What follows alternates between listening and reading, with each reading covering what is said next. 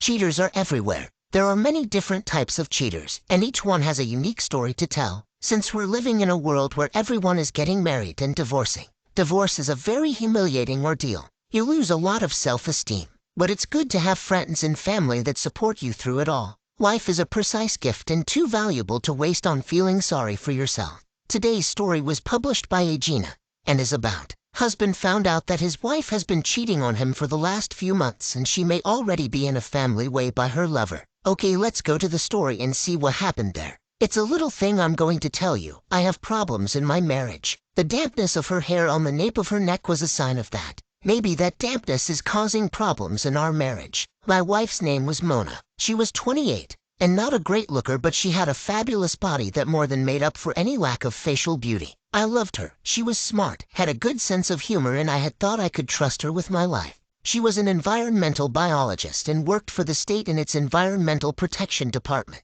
My name is Jim. I'm 30 and a civil engineer working for a consulting outfit. We made good money between us and a year ago bought our nice 3-bedroom bungalow in suburbia. We had met as part of our jobs. After 6 months of dating we became engaged, and a few months later we were married in church. We had both indicated our personal commitment to fidelity, mutual respect and trust to one another prior to our marriage, so I thought we had a good basis to keep our wedding vows to one another. We were about to embark on our planned family with children. When we moved into our house a year previous, Mona had befriended a neighbor who was active in local affairs. Her name was Sally. She was a single divorcee, Mona's age, and they had going on shopping together, movies, etc. I didn't mind as I was more of a stay-at-home person and it gave me an opportunity to read my books while Mona was out. Sally had gotten Mona onto the local library board that met monthly.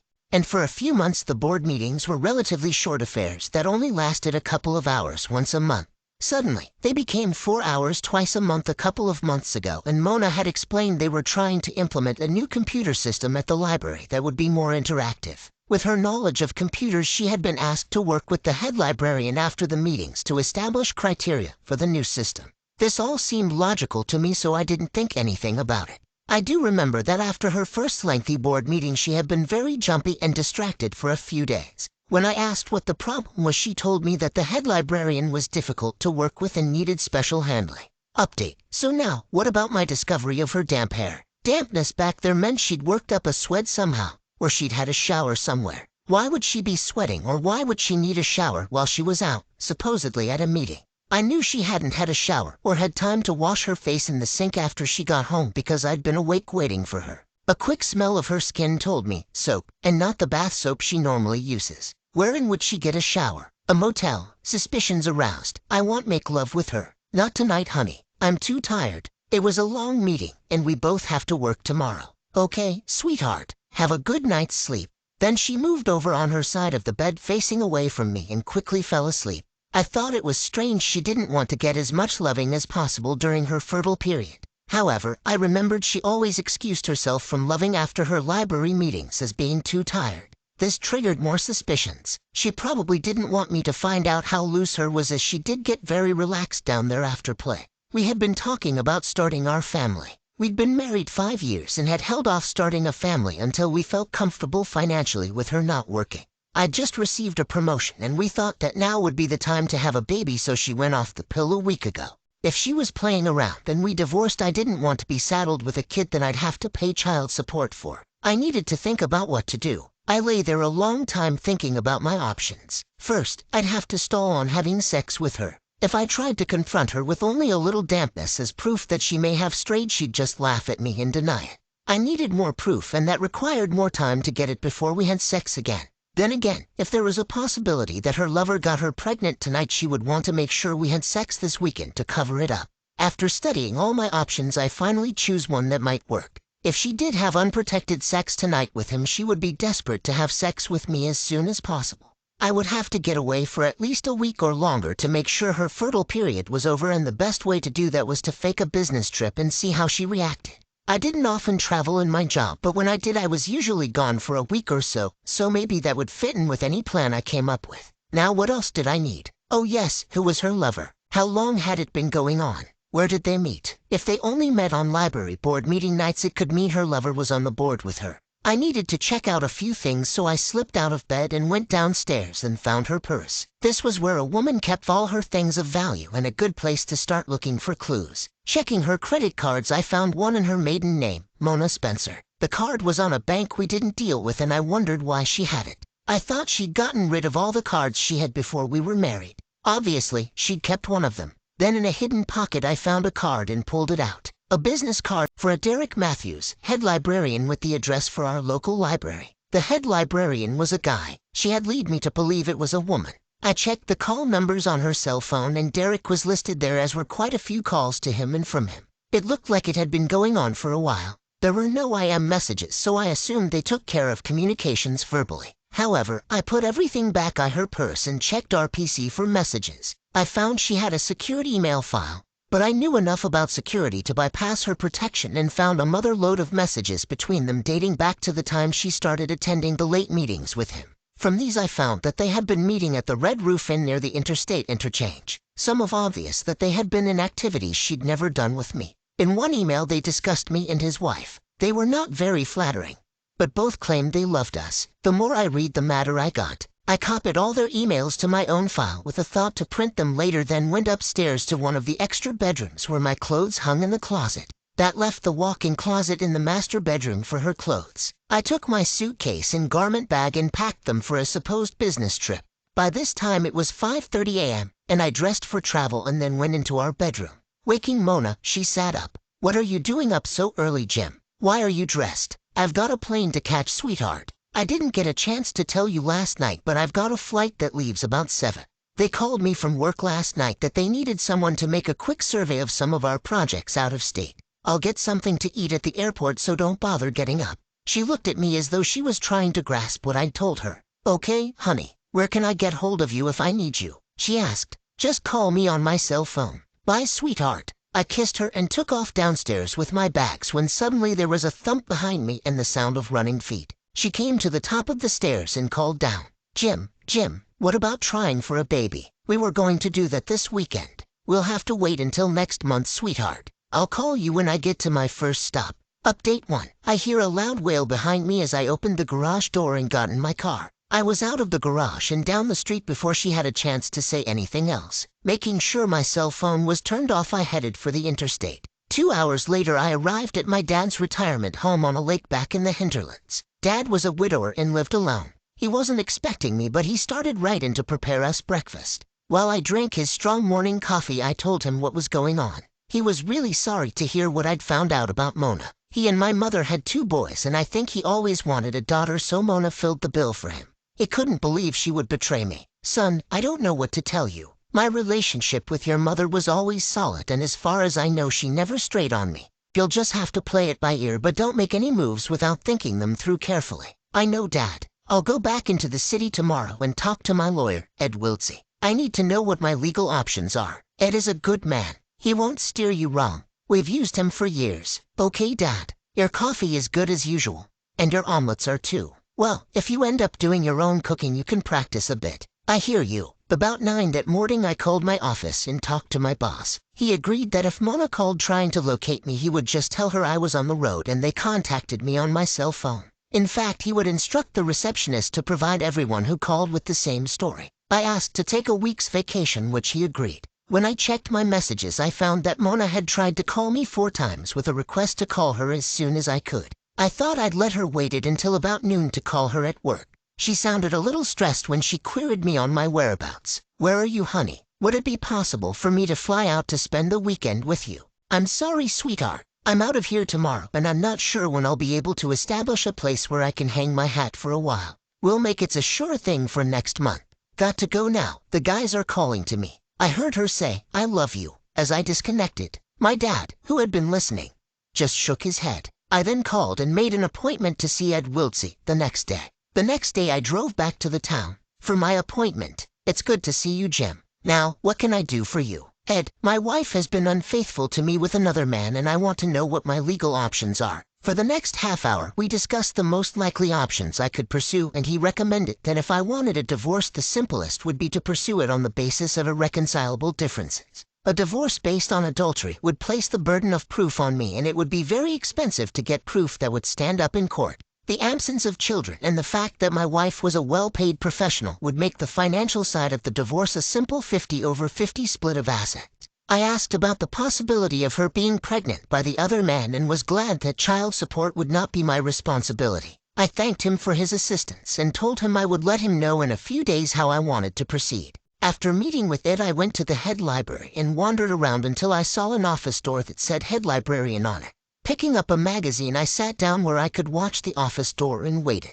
About half an hour later, the door opened and a man about my age came out. He wasn't particularly handsome. I wondered why she would risk our marriage for an affair with him. I left and headed for the local electronic gadget store and purchased an expensive voice-activated recording device. Then I headed out to the Red Roof Inn, where they'd been having their trysts, and took a room for the night. With nothing to do for a while, I slipped back home and revisited our PC. The new emails between them indicated she was concerned that she may be pregnant from their last meeting, and I hadn't had sex with her to hide her infidelity. He could be held responsible for the child. I could tell they were getting worried. Good. I copied these messages to my file and left. After dinner, I went to my motel room and watched TV for a while. Then I shut it off and just lay on the bed thinking and wondering why she had done what she had done to our marriage. As far as I knew, we had a loving relationship, a wonderful future with plans for kids and eventual retirement, but she'd thrown it all away. Our sex life was good when we were first married. It was obvious from her reaction to my business trip that she had used unprotected sex with him and could be pregnant. Her decision to give him first chance at giving her a child meant to me that she loved him very deeply. I knew I started to tear up thinking about our life together and thought about the 5 years that we'd lived together that was now effectively wasted time. There was joy during our time together, but the pain of the end times would wipe it all out. I guess I finally grasped the fact that there was no way I could forgive her even if she didn't become pregnant by him. Divorce was the only answer, but I would have to confront her first. I didn't look forward to that. About 8, I called home using my cell phone and talked with her. It sounded as though she had been crying, and I asked her what the problem was. "You don't sound well, sweetheart. Are you sick?" "Oh, Jim, I just want you home." "Well, I'll try to get this wound up as quick as I can. You hang on there. Why don't you go and talk to Sally? I'm sure she can cheer you up." I half suspected that Sally was part of the problem with my wife's cheating, so I didn't have anything to lose now if they got together. "Okay, honey. Hurry home. I love you." "I will, sweetheart. Bye." I hope she noticed I didn't say I love you when I signed off. At 11 that evening, I went down to the motel office and found a young man alone on duty. I was glad about that, as a female clerk might refuse to do what I wanted. After a little friendly conversation while we were alone, I asked the young man if he would like to make $100. Knowing that his pay wasn't the greatest, $100 might be a good incentive for him to provide me with a listing of the times my wife and Derek had met here. He indicated his willingness to research the motel records, and I gave him my wife's maiden name and the date I thought they had begun meeting. I thought that they would probably be using the credit card in her maiden name I found in her purse to minimize the chance of discovery. He said he would work on it that night and have the list ready for me in the morning. I went to bed still depressed and slept fitfully all night. I was down to the office early and he had my list ready, and it was pretty much as I thought. They checked in after the library meetings. I showed him a picture of my wife, and he remembered her as she had to register using her credit card. He said they usually only used the room about an hour or so and left in individual cars. Typical, he told me, of the many cheating spouses he'd seen. After having breakfast, I headed back to my dad's place. I spent the rest of the week fishing, and then on Thursday I called Ed Wiltsey and asked him to proceed with the divorce papers. He said he'd have them in a few days. I continued to call home every evening, giving Mona the idea I was in a different city. She sounded more depressed every time I called, and I began to feel sorry for her, but I couldn't force myself to let her off the hook. I wanted my revenge. It was bittersweet, though. Update 2. I arrived back home Friday afternoon while she was still at work. From their emails since I last checked, the affair was coming to an end.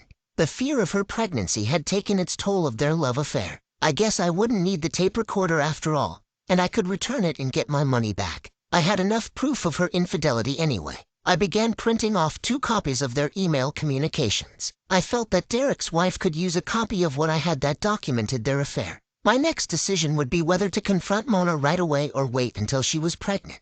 When Mona arrived home from work, she threw herself into my arms crying, "Oh, Jim, I missed you so. Sweetheart, what's the problem? Did the sink stop up again?" "No, I realized after you left how much I loved and missed you. As soon as we've eaten, I want to take you to bed. If you're that hot, I guess I should go more often." No, I don't want you to leave me again. Okay, sweetheart, let's go out to eat and then come home and do some mutual love. It sounds like a plan to me, she said with a smile and with tears still running down her face. I felt like such a bast. We had a remarkably calm dinner down at our favorite bistro, and then we went back home. She started removing clothes as she went up the stairs to our bedroom, and by the time I arrived she was already laying on the bed. Hurry, honey. Looking at her, I knew I was going to miss her, but I wasn't going to share her with anybody. She had been exclusively mine, and now she wasn't. I knew that she wanted me to in the event how that she was pregnant.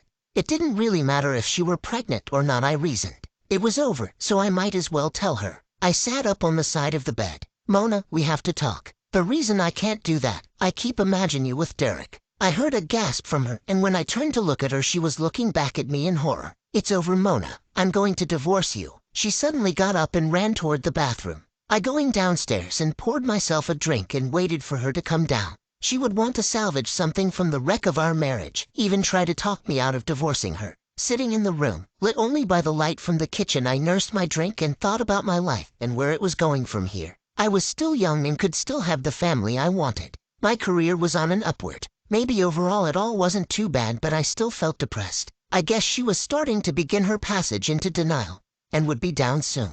A few minutes later I heard her coming downstairs, then watched as she came into the living room and sat across from me. I reached up and turned on a light. Are you ready to talk now? Are you ready to explain why you did it? Yes, she whispered. I really don't know why. The first time we did it I swore I wasn't going to do it again.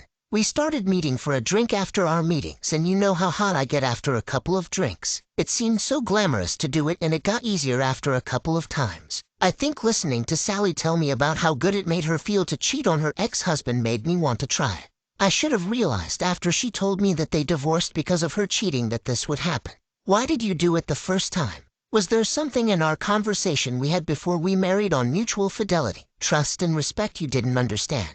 Or was there something in our wedding vows to forsake all others you didn't understand or couldn't agree with? If you couldn't understand or couldn't agree with it, why didn't you tell me? I've wasted 5 years of my life on you, and now I've got to go looking for another wife. Hopefully, I can find one this time that understands what marital fidelity means. Oh, Jim, can't we get around this somehow? I love you. I don't want you to leave me. I want your children. Please, honey, let's get one thing clear. You no longer have the right to address me with terms of endearment. You lost that right when you allowed him to deck you. Do you understand? I was getting mad at her attitude. She was still in denial that we were going to be divorced, but I had to control myself and stay on the high ground.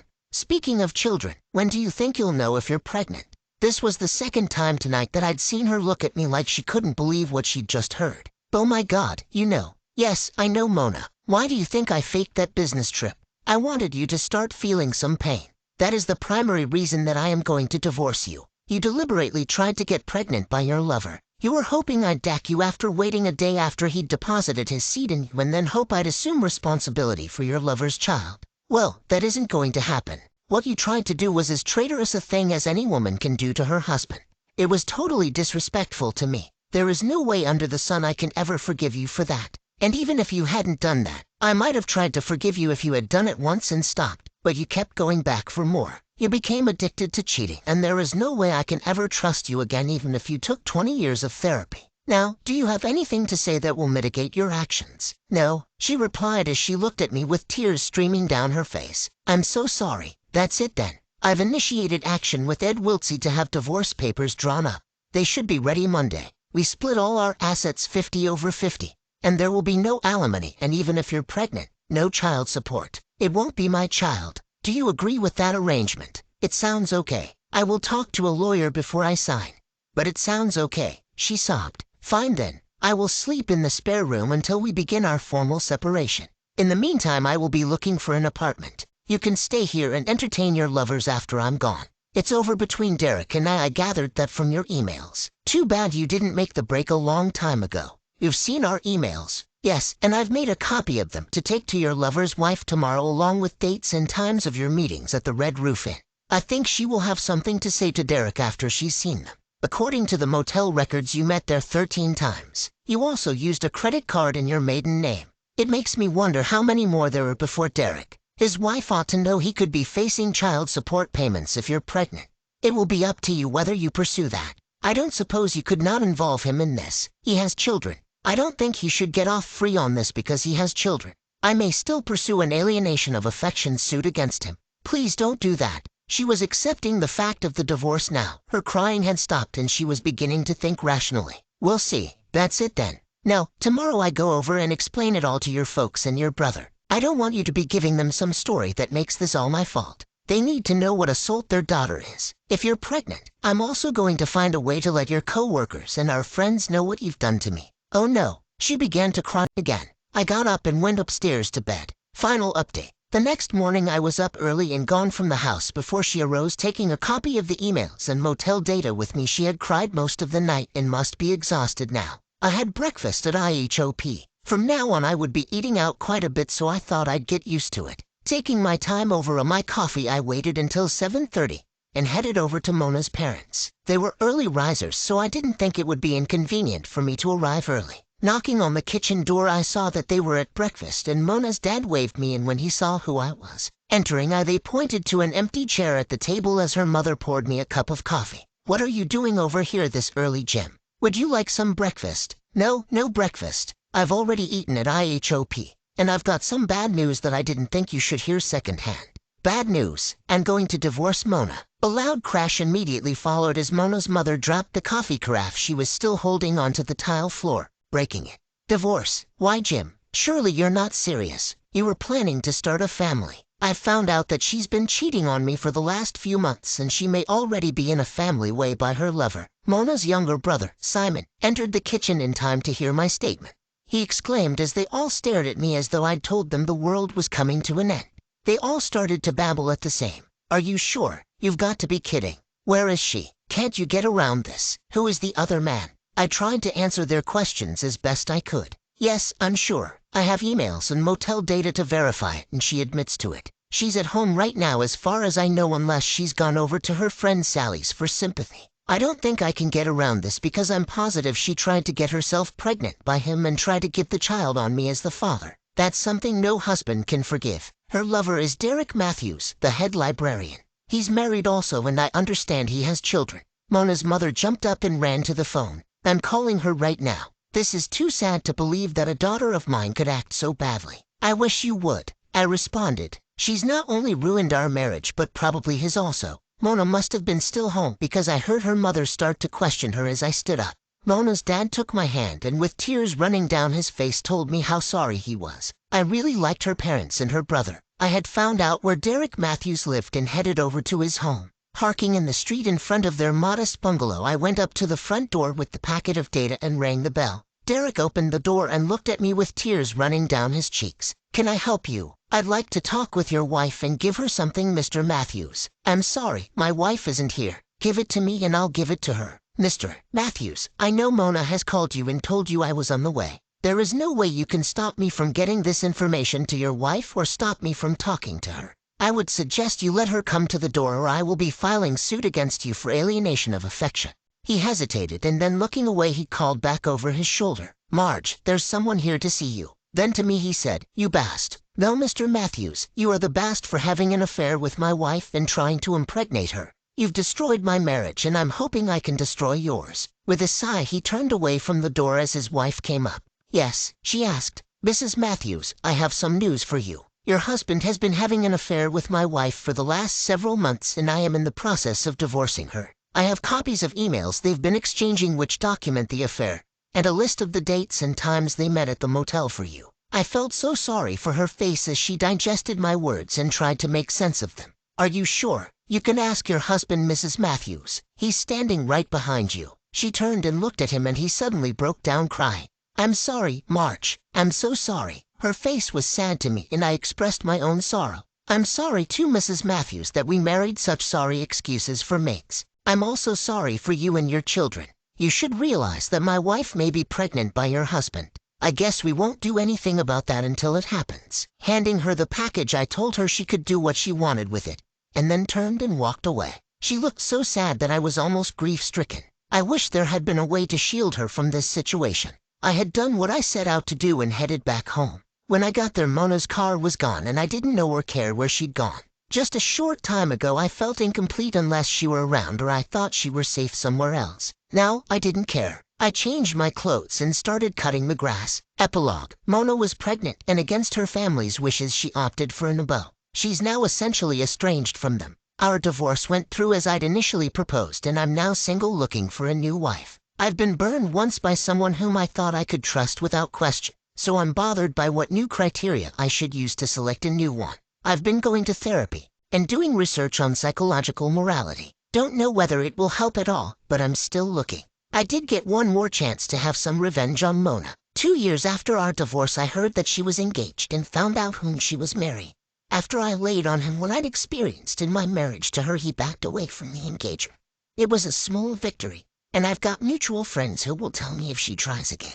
But Matthews didn't divorce, but I understand she's keeping him on a very short leash. I guess having kids can overcome having to break up a family. I'm glad I found out about Mona before we started our family. The end. Thank you for joining us on Revolving Time, where we bring you real-life stories that explore the complexities of the human experience. We hope that our stories have provided you with insights, inspiration, and a renewed appreciation for the power of human resilience. Remember, this channel exists because of your support, and I want it to be a place where we can all come together, learn, and have a great time. Your feedback is vital, and I appreciate every single suggestion and comment you provide. We encourage you to subscribe to our channel and stay connected with our community. By subscribing, you will be the first to know about new stories and events, and you'll have access to a library of inspiring content. Thank you once again for being a part of our journey, and we look forward to sharing more powerful stories with you in the future.